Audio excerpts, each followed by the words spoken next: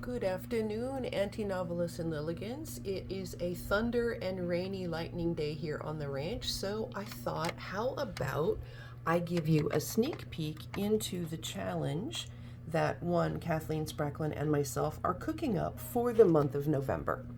So, some of you may recall that I used to participate in something that happened in November that was about writing a book. And I no longer participate in that, not the least of which reason is I would rather hang out with you guys and do stuff with you. So that's what we're going to do. So what are you looking at? You're looking at chapter 9 of my book. And in chapter 9, if you scroll past the very long table of contents, one of the first things that I introduce you to is the mobile deck. All right, and here is an actual picture of the mobile deck. So let's see what we have here. Check it out. It is that very mobile deck. Early on when I was writing my novel, this is what I used as a carry along with me system that I could tuck cards into as I was working on acts 1, 2, 3, and 4 of that book. So this has been a trusted and steady companion for a very long time. So as we were talking through what we wanted to do for a challenge, it occurred to us that not everyone has the luxury of time to write, say, 50 or 75,000 words in a month. I mean, even to me, that seems crazy intimidating. So instead, we wanted to start with something small and issue a challenge that was totally achievable for everyone. So what we are issuing beginning on November 1st, we're calling it the Experience Collection Challenge. This is something that absolutely anyone can do. So if I go over here to chapter 9 of my book, what I want to show you is here in the table of contents. You may be asking, what is an experience collection? If you've been following me for any time at all, you know that it's simply observing and capturing details from around you throughout the day. So what might that look like? Well, perhaps you are going to capture a sense of place, right? Maybe an atmospheric area or an atmospheric setting that sets a tone of a Gothic story or maybe a fast-paced urban story. Whatever that is for you, that sense of place. Another thing I have listed here is a prompt list. So let's go back up to my actual book. And I'm going to show you some ideas that I give you over around page 300. Again, these haven't been totally paginated, so don't hold me to the page numbers in the end because we're still working on it. So there's the chapter on sense of place. But what I want you to look at here is the prompt list. So on the prompt list, one of the first things that I give you is just a list of ideas. What might that include? Well, check it out. We've got things like an abduction, being arrested, having an argument, getting bad news, a car accident, being cursed. That's one that I call out as an example in the book itself. Let's say, for example, you're writing a horror story and it revolves around a generational family curse. Well, maybe you break that down into an entire collection in your Zettelkasten of different kinds of curses. How much fun could that be? And very Halloween-y, I might add. So you're just using the list as a way to generate different experiences from your life that you may want to include in your collection. So if you want a lens through which to think about this, I've given you a few objectives to think about. The first one is having an eye toward a goal, some specific writing goal, whether it's a short story, a novel, maybe you want to explore a different form that you've never written in, whatever. The details that you're collecting have an eye toward whatever that writing goal is. A second lens you could look through is a certain character. Many of you know that my main male character in my novel is a rancher.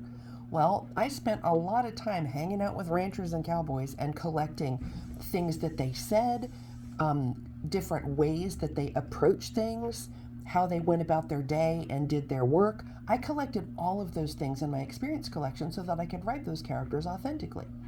Another idea could be thinking about scenes or settings. Maybe you have a chapter that takes place, I don't know, in the downtown area of the city where you live. Well, maybe you're going to use your experience collection as an excuse to go hang out downtown and collect some things that you can use as details to inform those scenes and write them authentically. Or finally, maybe you want to develop a particular skill. This is a great use for your experience collection because you could literally think about you want to really hone in on your ability to write great details about a scene or a setting. Well, in that case, you're going to collect things that help you really dial into what that scene or setting looks like, what it feels like, what is in the environment. Use your five senses. What does it smell like? What do you see? What are the sounds? All of those things are collected on your experience cards. Now, the final piece of this is breaking your collection down into sub-collections. And I've given you just a few ideas to get you thinking. What if one of the collections that you start building out is dialogue? You've often heard me talk about this. I love collecting dialogue for different reasons, so that when I need to write a character in their authentic voice in dialogue, I've got some things to pull from. So one of my main dialogue sections is just conversation, and that includes subsections of argument, questions, accusations, concerns, or an interrogation. These are just little bits of dialogue that I've collected either from memory, from my imagination, or from other sources that inspire me to remind me how I want to write those things when it comes time to write dialogue. So those are just a few examples to get you started. The final thing I want to show you is how I go about creating a place for all of this stuff to be collected. Now, anybody that knows me knows that I love my mobile decks. So in addition to the one that I used for my book, you know that I like to use these. These are 3x5 cards that I've cut in half, and I just stack those little puppies up and I bind them with a bulldog clip, and I can just throw that in my bag. And anytime I come across a detail or an experience that I want to collect, I just jot it on the card. Another way to do this is to hole punch your cards and use a book ring to bind them so that you have them on a ring. That's another handy way to just keep those cards together and always at hand. Or finally, you know, my favorite way is to make mini books. These are 4x6 cards. I've got 4 disc planner rings, and I've hole punched my cards down the left side. Now, in order to create this handy little thing, many of you know, nothing goes to waste in the library. So I literally used my mailer from my Kathleen Spracklin letter. I used a note card and I cut out 2 sections, right? So I've got 2 sets of 2, which gave me 4 plates, if you will, dividers to use for my cover. So here's the first one. Stuck a sticker on there because I'm a sticker girl. Used a little bit of washi tape. Got my washi going down the side. And then I added a cover. This is actually a greeting card from my dear friend. So I just cut the cover off because that to me says experience collection. I don't know. Maybe it's just me. Added a little bit of washi to spice it up because it's a little shorter than my main divider. And then I just loaded those note cards on there. So I've got one going just to get myself started. And it says situational awareness for the Zettelkasten.